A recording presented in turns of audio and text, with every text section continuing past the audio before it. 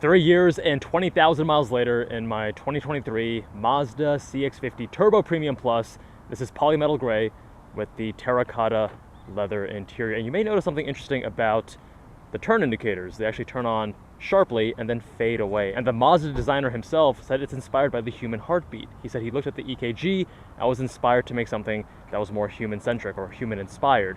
I don't quite agree with that. As an MD, I'll tell you that the ECG is going to have a P wave, a QRS complex, and then a T wave. There's nothing really sharp that then fades away. He's probably thinking more of an arterial line or a Doppler, which is going to have that brief contraction with the systole when your heart is contracting, and then diastole as the heart is relaxing and refilling. That is the fade away. If you guys have watched my other CX-50 ownership videos, you'll know that I actually adore this car. I very much enjoyed the ownership experience, so much so that I convinced my girlfriend to get one as well. She has a Turbo Premium in the 2025 model year, which is different than the 23. We'll get to that shortly. But she's had some issues, which we'll also dive in and talk about the pros and cons of getting a car like this, made in Alabama, here in the USA, versus the CX-5, which is made, of course, in Japan. I think styling-wise, Mazda has knocked it out of the park in terms of small CUVs. This is one of the best-looking ones. As you can see down here, I have my tow hitch. It's the Kurt tow hitch. You can find linked below. Installed it myself in maybe 30 minutes. You just have to cut a little bit of plastic underneath the bumper and bolt it in. Of course, we have a power liftgate. You don't have a foot sensor, which would be nice if you were holding onto things, but decent amount of space here. You can see all these marks on these all-weather mats that I have. You can fold the seats like that. I'm taller, 6'1", so I have to go and move my seat forward to get that to fully lay flat. But I fit my 58-centimeter road bike back here frequently, which is one of the main reasons why I got this car. And we also have this cargo cover, which I like. It neatly tucks down here, and then boom, just like that, you can cover what you have in the back. But of course, you want your rear seats folded up in order to do so. You have both power gate button and also the lock to close and walk away. And sitting behind myself at 6'1", not bad. I like that you have heated seats back here, which you get in the premium trims, and you get your own little HVAC, nice panoramic sunroof, and I love the terracotta interior. I didn't want the black. The black is fine, but I like more interesting colors for my cars. This is just a nice way to make the interior feel a bit more alive.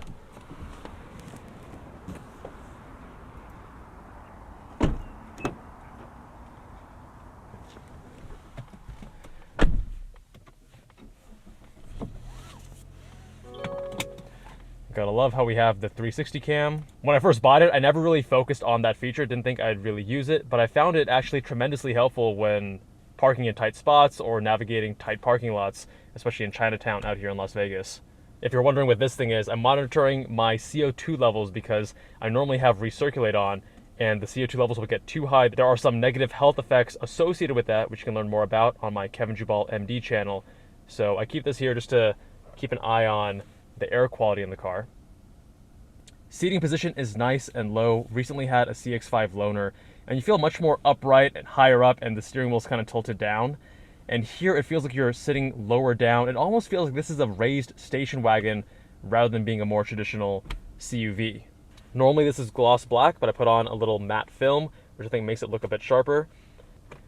You have a spot here to charge your phone wirelessly, which I found mixed results. So I just get a USB cable. You have to make sure you have the right angle connector though, because otherwise it's not going to fit in here against the edge.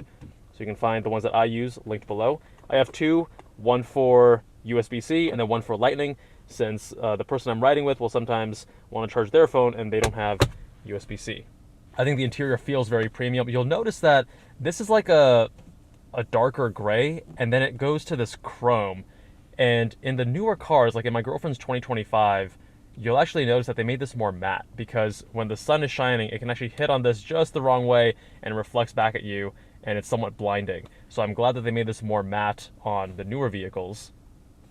Love that we have physical HVAC, because I do not want touchscreens when I'm just making small adjustments to the temperature. We have heated steering wheel, heated and ventilated seats, and very premium feeling buttons. Even the icons are more modern than what you see in the CX-5.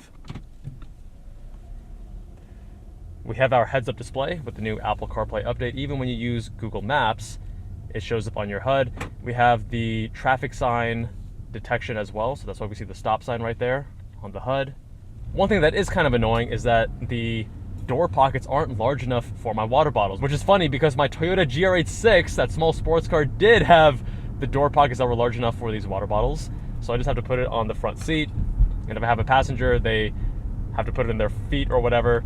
But my ownership experience is unfolding in a way that it never was supposed to, because when I first bought this car, right after Thanksgiving of 2022, I figured that I'd have this for maybe 2 years and then move on to a Porsche Macan or maybe a Cayenne, maybe even a BMW X5. But instead, what's happened is I've found that I absolutely love driving this car. It is rewarding.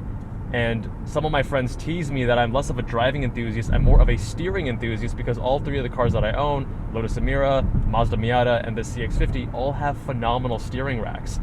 The way this car drives, how premium it feels, the practicality, being able to fit my bike in the back without having to take off a wheel or change the saddle height, it just slots right in, even though I have a larger road bike. Those things have resulted in me really enjoying this car. Now, God forbid, if I ever got in an accident and had to replace this vehicle, I would specifically want a 2023 for a few reasons. I consider the 2023 CX-50 Turbo to be the Enthusiast Choice. And you'll notice that for two reasons. Number one, the steering here is actually the best of any of the model years. In 2024 and onward, they got complaints that the steering was too heavy, it was too sporty, and they lightened it up. But that reduced the feedback, it reduced the sportiness of the steering.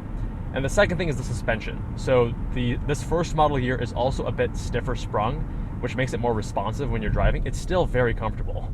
It's like not an issue at all. My mom drives this car. She finds it plenty comfortable. She normally drives a Camry. She finds the steering to be no issue at all.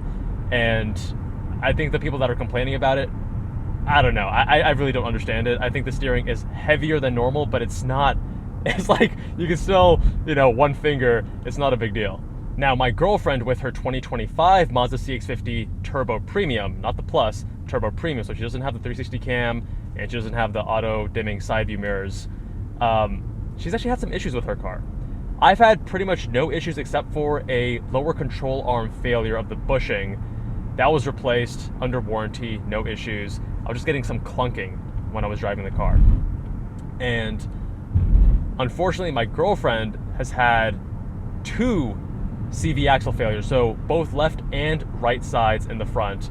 The car was in the shop for a couple weeks, got it replaced, and here's what that actually sounded like before the failure, so you guys can hear it and be aware in case your CX-50 develops something similar.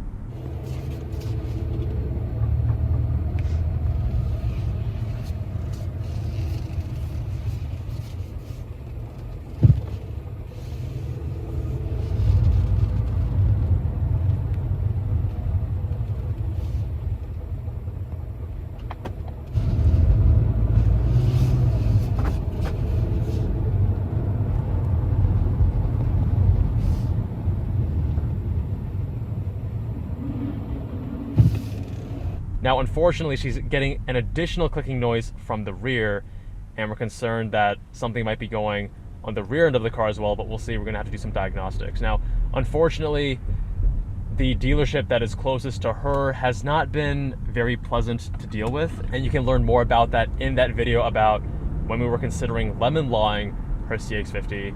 In short, the dealership experience in America is mixed. That dealership did shady things with me because I actually was going to buy this car. I was going to buy it from them, and they lied to me. They misled me. I actually went there to go pick up the car, and they're like, "Oh yeah, never mind. Someone else is actually buying that, not you."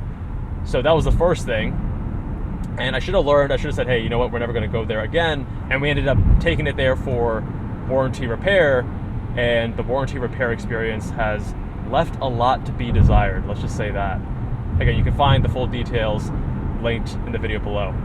Now, if you've watched my earlier videos on the CX-50, you'll note that I pointed out some inconsistencies in some of the driver inputs. Like the steering is very sporty and I absolutely love it, but the throttle and the brakes are not quite as sporty. But I think that's something that you adjust to, because I have no issues with it now, but when I first got the car, I would notice that it wasn't a big deal, but for those who are very nitpicky about wanting to have balanced inputs, yeah, it does stand out.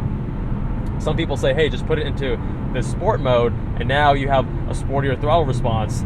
But what they fail to understand is that it's going to downshift and hold a lower gear. So now at 75 miles an hour, I'm at 3,500 RPM, burning through gas. This already doesn't have good fuel efficiency. We're now making it worse. So I'm going to drive in normal mode, and you're going to see it's going to upshift, and now we're by 2 gears actually, and now we're around 2,000 RPM at that 75 mile an hour speed. Some other misconceptions: some people will complain that the CX-50 and other Mazda products don't have a touchscreen interface, but actually with CarPlay, you totally can touch it. So just like that, you have to enable it in the menu. It's not set by default. Now the Mazda infotainment itself will not let you touch while moving, but for CarPlay you can. You just have to enable it. And another common complaint is that the screen is too far away. But there's actually 2 benefits to the positioning of this infotainment screen. Number one, some people complain it's too small. I think it's just the perfect size. It's nice and slim. You don't have super thick bezels. The top and bottom are nice and thin, high resolution. It's a good quality screen. The reason it's good that it's up here is that I want to be looking out there. I have the HUD for my speed and navigation. And then to look here, it's a smaller movement versus having to look all the way down like I did in my old GR86 when the infotainment was down here. So safer that way, less of a visual movement from the road to the screen. And secondly, the way your eyes actually work, you have the ciliary muscle that contracts to accommodate, meaning to focus on nearer objects. So when you read a book or look at your phone, I guess most of us don't read books these days, huh? If you hold it too close to your face, it's going to cause eye strain because your ciliary muscles are working really hard to try to get you to focus on that nearby object. When it's a little bit further away, your ciliary muscles aren't working as hard. It's easier on your eyes. And since you're focusing out there, when you're looking at something 20 feet or greater, your ciliary muscles are essentially fully relaxed. So when you're looking out there fully relaxed and then focusing here, there's not as much of a jump. And it actually makes a meaningful difference in terms of your eye comfort and not feeling like you're getting eye strain and having to focus in and out and in and out. If you're younger, you're not going to notice that. Now in my mid-30s, I've had issues with eye strain when I'm on my computer for too long, so I appreciate little details like that. Now some people will say the CX-5 built in Japan is the one you want because higher build quality, CX-50 built in Alabama is going to have issues, and who knows, maybe there is something to that because I've had suspension issues in my car, and my girlfriend has had CV axle failure, both right and left sides in the front for her. So maybe there is some truth to that. I'm not sure. Maybe it's also because the CX-50 is a newer platform. Who knows? That is possibly a trade-off that you'll have to make. I think it's worth it because this thing drives so much better than any CX-5, in my opinion, because if you like sportier driving experiences and a more modern feel to the interior, I think the CX-5 is hard to beat. I mean, it has this turbocharged 2.5 liter 4-cylinder engine that makes more than enough power for what this car is, 320 pound-feet of torque and 250 horsepower with premium fuel, which is what I put in the car. Makes about 220 horsepower, 310 pound-feet of torque on regular 87 octane. But overall, it's just been a joy to own. For someone like me, it's the perfect size vehicle. It drives well, it looks the piece. I think for a small CUV, I just couldn't be happier. And at the price point, I got this brand new in 2022. MSRP was $42,000. Nowadays, for a Turbo Premium Plus, it's gonna be a little bit higher. I will also admit that the 2025 that my girlfriend has, it should theoretically drive very similar because it has the turbo and it's the premium, has the same wheels and all that stuff. But those changes they made to make it a little bit more mainstream and less sporty, the lighter steering, the softer suspension, that does actually noticeably reduce the level of fun that I feel, the level of engagement when I'm behind the wheel. But I recommend you try one out for yourself and see what you prefer. My friends, let me know what you think with a comment down below. Much love. I'll see you all in the next one.